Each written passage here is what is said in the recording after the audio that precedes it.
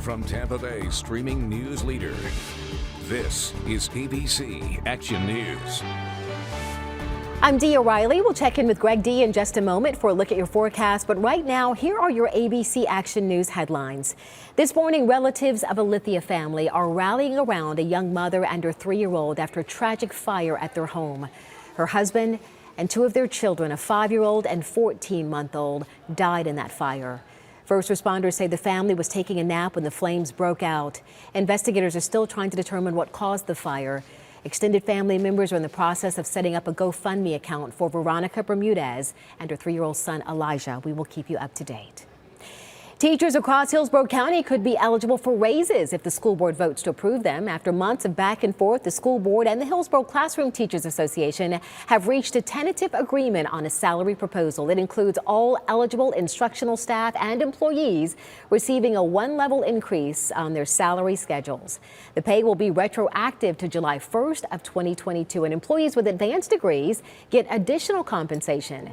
If approved, the salary increase will cost the school district more than $33 million. Today is Holocaust Remembrance Day, and to help you remember the victims as individual people with their own life stories, the Florida Holocaust Museum in St. Pete is offering free admission. All day in the museum, people will be reading aloud the names of Holocaust victims. They can also take in a virtual lecture with a professor from Poland. The day is going to culminate with a service at 5:30 with a Holocaust survivor. If you're catching a flight at St. Pete Clearwater International Airport today, you might see Allegiant air pilots picketing outside the airport. They say the protest is over the substandard wages that they're being paid and the staffing shortages that they're faced with. The pilots also claim Allegiant Air is refusing to negotiate a new contract in good faith. Before a similar protest last week in Las Vegas, Allegiant Air issued a statement saying, quote, "We've offered competitive wages starting with a minimum 35% per hour pay increase for all pilots and a significant increase in retirement benefits." The Tampa Bay Lightning are back in the playoffs. Their quest for the Cup starts today against the Toronto Maple Leafs. And because the game is not local, the Tampa Bay Lightning are hosting a watch party at the Sparkman Wharf.